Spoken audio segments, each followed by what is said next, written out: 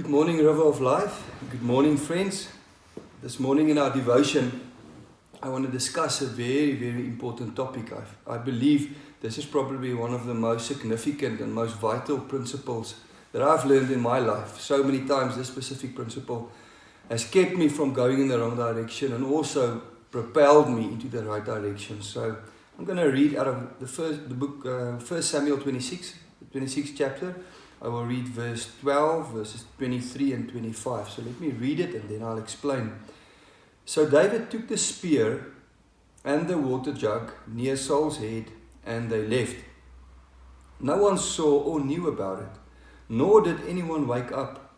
They were all sleeping because the Lord had put them into a deep sleep.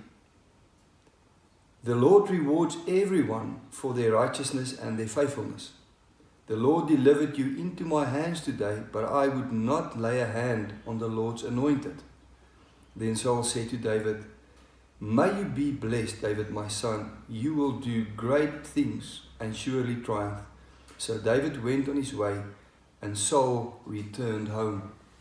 So this story is where David was again hiding in the cave, and he got news that Saul and all his men were camping out down the mountain, and they were camping. So David said to one of his men, he said, let's go out and see if we can find Saul. I know where he's sleeping. Let's go to him. And that's when he went to him, and remember, all his men slept. Abner slept, Saul slept, and David literally stole his sword, and he also stole the water jug.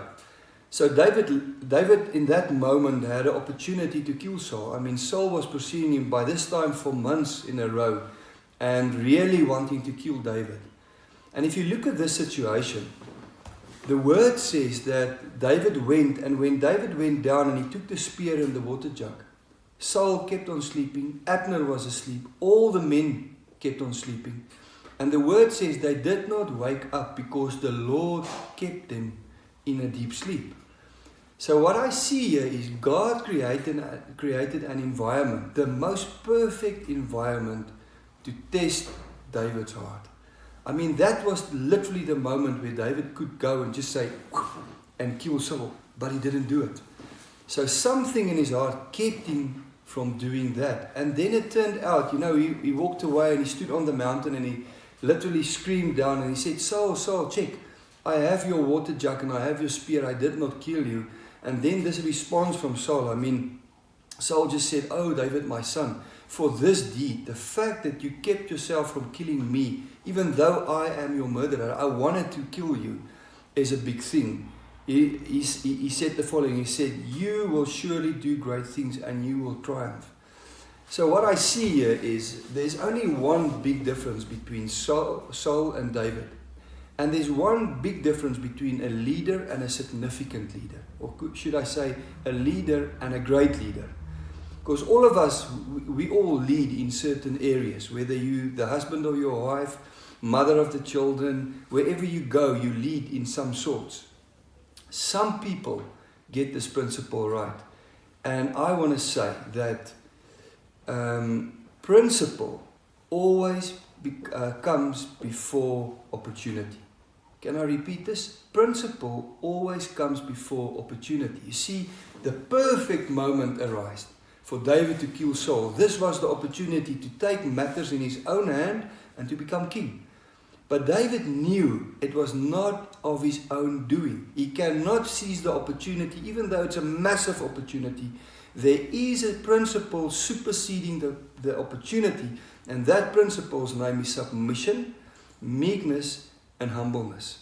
You see, oftentimes I've seen that if we step back and we submit ourselves under the principle, the godly principle of submission, of meekness, and humility of heart, those three factors will sort of spend time just long enough for you to enter into the perfect timing so that God can act on your behalf. But if we don't submit, if we're not humble, if we're not meek, and we jump for the opportunity, oftentimes we jump too quickly and we go ahead of God.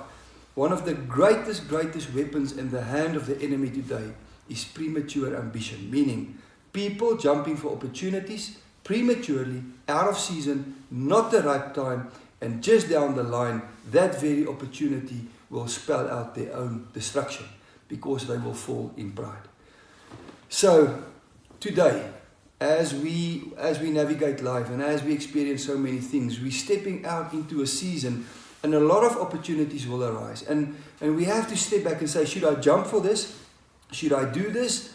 Or should I wait for God's perfect timing? And the one measurement, the measuring stick would be, are you submitting? Is the protocol right? Are you submitting to your leaders? Are you submitting to God? Number one. Number two, can you really testify of a humble heart? And are you meek enough? Or do you think this is me and this is my opportunity? I often said, and I will say this again, I will rather miss an opportunity but submitting fully to God's principles than to seize an opportunity but step out of line. So I want to conclude and I want to say this. Remember, principle always supersedes and always triumphs over opportunity. So can I pray for us? Father, thank you for your word. And in David's life, I read this over and over and over again. And the more I read it, the more it just catches my heart. And I see great leaders. The greatest leaders are those who are totally humble. Lord, just as of late, Ravi Zacharias died of cancer, Lord. Probably one of the most significant leaders, brilliant leaders in this season of time, Lord. But after his death, we've spoken to many people in specific calls, and every single person that knew Ravi personally said the one trait of Ravi that distinguished him from the rest was a submissive heart and a totally humble heart. So Lord, I pray, will you please have grace on us and compassion on us, create in us humble hearts. Because if we have humble hearts, if we get it right to submit until you release, submit until you promote, we will get things right and we will be safe. So I bless your people, I bless the listeners, and I thank you for your blessing upon our lives. In Jesus' name, amen. Thank you until I see you next time.